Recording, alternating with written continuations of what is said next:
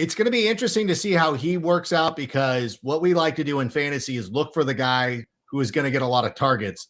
And based on the fact that there's not a lot of competing receivers, we expect Darnell Mooney to be funneled with targets. Not that he's going to have a Cooper Kupp-like season, but he's going to be funneled with targets. Cole Kmet, probably not going to be one of the elite fantasy tight ends, but could end up being a Bob Tunyon type guy who doesn't have the yardage, might not have the receptions, but does score touchdowns.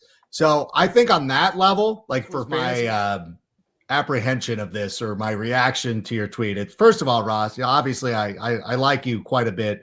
And I wasn't mad at you. I was just disappointed. I wasn't as angry as Greg. I didn't do anything. I wasn't angry. I just no. I'm teasing.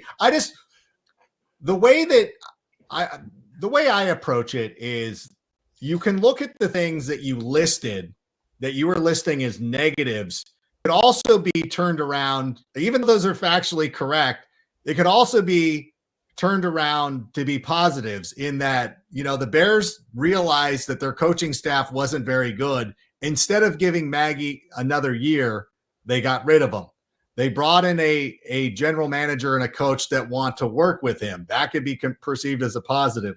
The O-line is bad. That's true, but they recognize that the O-line is bad. They used 2 picks last season on bookend tight ends.